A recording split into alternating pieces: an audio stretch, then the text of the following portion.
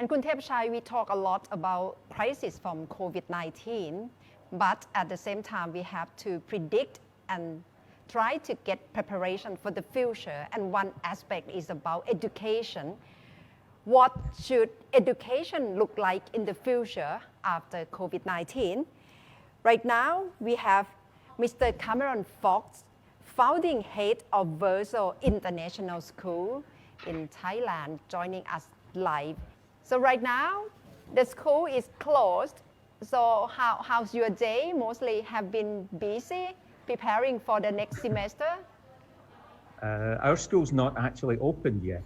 So we're really, we're in a very strange situation where we're preparing to open our new school in August, but with the very real sort of possibility that we won't actually be able to open. So yeah, it's very busy. We're preparing everything for the kids to come in, but at the moment, everything's still a little bit uncertain. No, but from the point of view of an educator, how do you see this pandemic? I mean, it has certainly given rise to talk of something we call new normal. So what kind of new normal do you foresee for education? I think the pandemic's really brought attention to the fact that our systems, our educational system is quite fragile. I think UNESCO published at the beginning of March figures like, I think it was 290 million children were out of school because of COVID. So I really think it's caused a massive disruption. And through that disruption, I think we're seeing schools around the world really struggling to try and adapt as quickly as they can. Some are doing okay. There's been a lot of innovative ideas coming out during this time, and some are struggling. And I think it's a case of a lot of mixed results. But I think the bottom line is that our schools are not designed to be adaptive. I think the lessons that we can really take from this is that we really need to design schools and educational systems to become much more responsive and able to adapt much quicker to sudden changes like this, because we know that the world that we're moving into is already highly disrupted, and this type of event may happen again. And right now, what's the design thinking for teachers as well as students? Because you have to design the school or the facility to have social distancing, but at the same time, what's the maximum use of technology? Okay, so yeah, the school itself, we're under regulations, the precautions that we're all having to take about, temperature taking and hand sanitizing, physical distancing, the wearing of masks. These things are all sort of standard now, and all schools, like other organizations, are having to adapt to that. When it comes to physical space, I think what some schools may struggle with is the sizes of the learning spaces that they work in. So if you can imagine a very old school with very traditional buildings, the ability to create additional space is quite hard. So when we were looking at VERSO in terms of its design, we really wanted to maximize the amount of flexible space that we have. And that's actually working in our favor now as we look at the physical distancing requirements that are coming in. So still lots of space for kids to be in, but of course it changes the way that we have to think about the way that we teach. I know it's certainly easier for VERSO as a school to come up with this kind of a design education, right? But if you talk about education in a larger context, say for example, like the Thai system of education, if we want to take this pandemic as an opportunity to really, have a rethink of the system, where do you think we should start? I think it goes back to that ability to be adaptive. if I'm looking to the future, I think what COVID is doing is really highlighting the fact that our school systems are struggling to be adaptive. And I think maybe as a result of what COVID is doing, schools will start to think about designing themselves to be a little bit more agile, a little bit more responsive. So I think probably looking into the future, that might come into the way that people think about how our schools operate. You know, we're working in a remote setting now. I think a lot of kids are having to adapt very quickly to the fact that they have to switch on in the morning to be in school. The way that schools operate that varies. Some kids are doing an awful lot of screen time, and other schools have maybe got that a little bit better in terms of the balance. But the pressure on families to kind of deal with all of this has been sudden. So parents are scrambling. They're trying to figure out how to be a teacher, how to be a mom, how to work from home, how to manage the house. You know, there's a lot going on. And I think from the work that we've done with the families that we've spoken to, we're really trying to understand some of those pain points so that when we open and if we have to go to a remote model, the way that we design our program will be done so that we can assist families through this. This is a really tough time for everyone, especially students. Their whole world has been disrupted. Their friendships have kind of they've lost contact with everybody that they deal with on a daily basis, and there's no real end in sight. You know, it's still very unpredictable. So we have to do a lot of, I think, support, make sure kids feel that this is okay, that we'll manage and we'll get through. But schools have got to be able to act differently. They've got to be able to be responsive to this. And sometimes that's very, very hard for schools because we're not designed to be adaptive.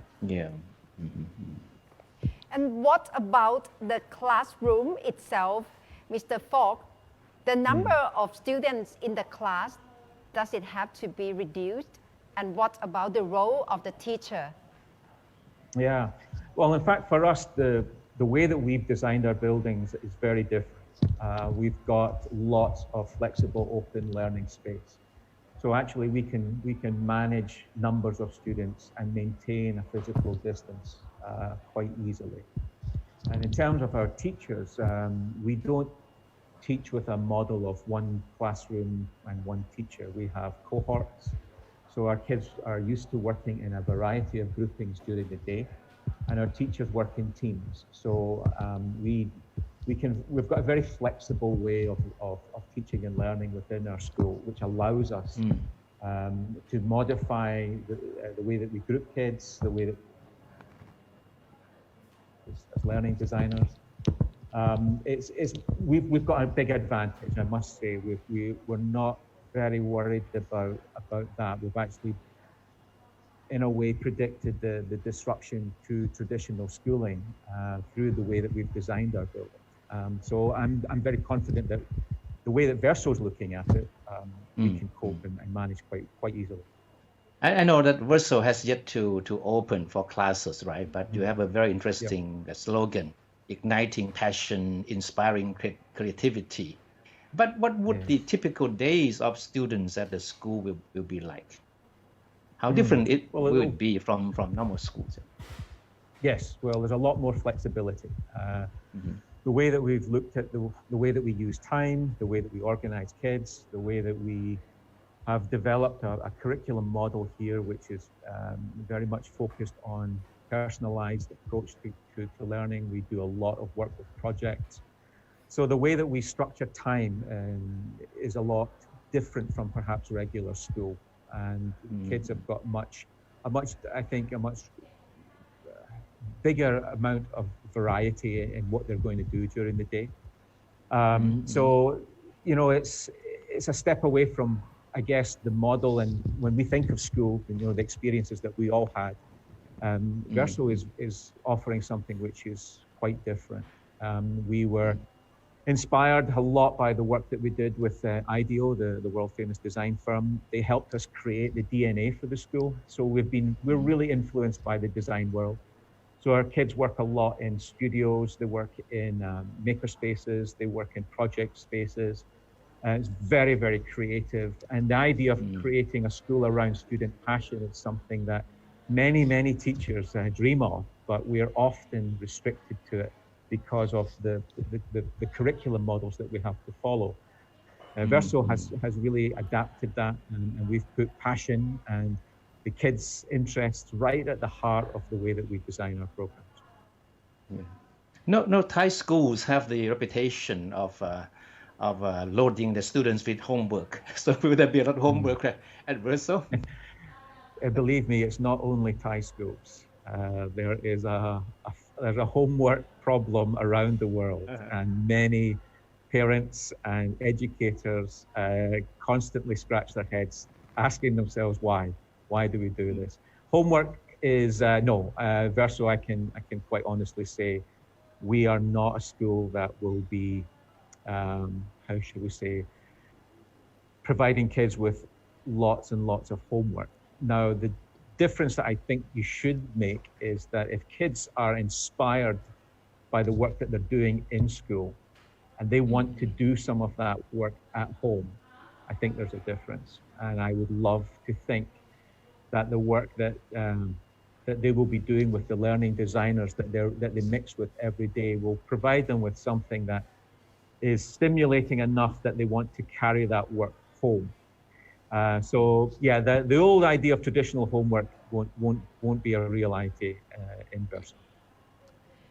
Mr. Fox, in the education in Thailand, Ministry of Education probably thinking about digital transformation. But in Thailand, we have been told that we have to be careful in terms of the computer facility, online equipment, in which Thai kids may not have enough, and that will result in social inequality even more after pandemic.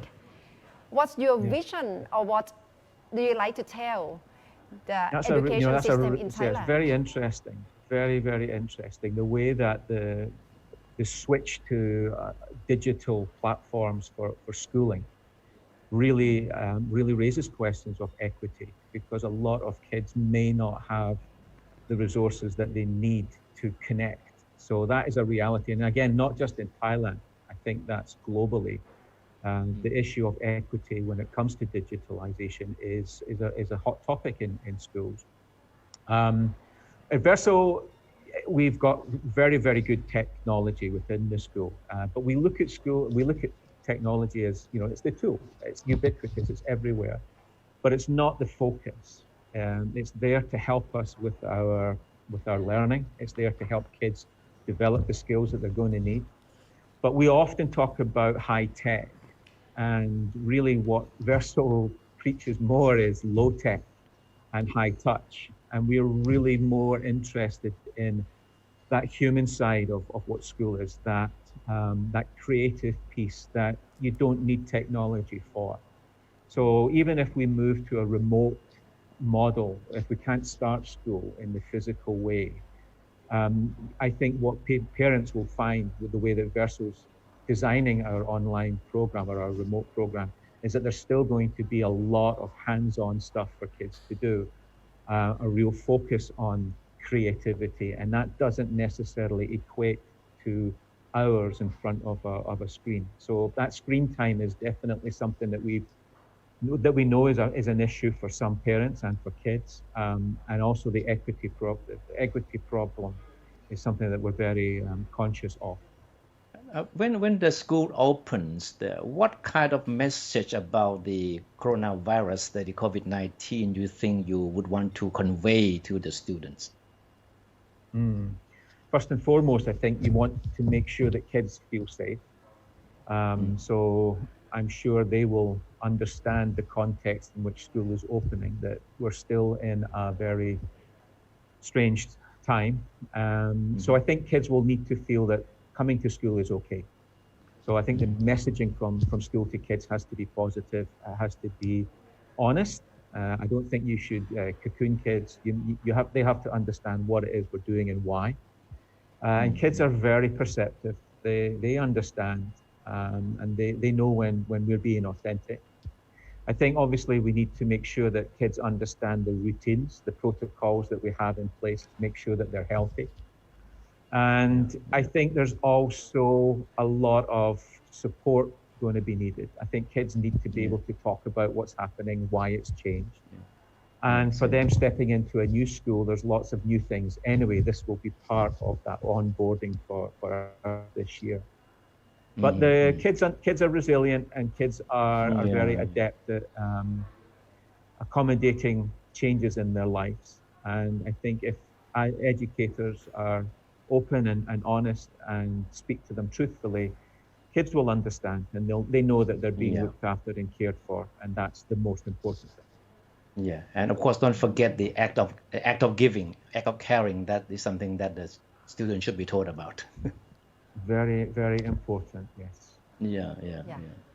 Okay, it's quite encouraging to hear your view that young kids are very resilient, so they must be ready to cope with new change after COVID-19. Well, they're more resilient than us, believe me.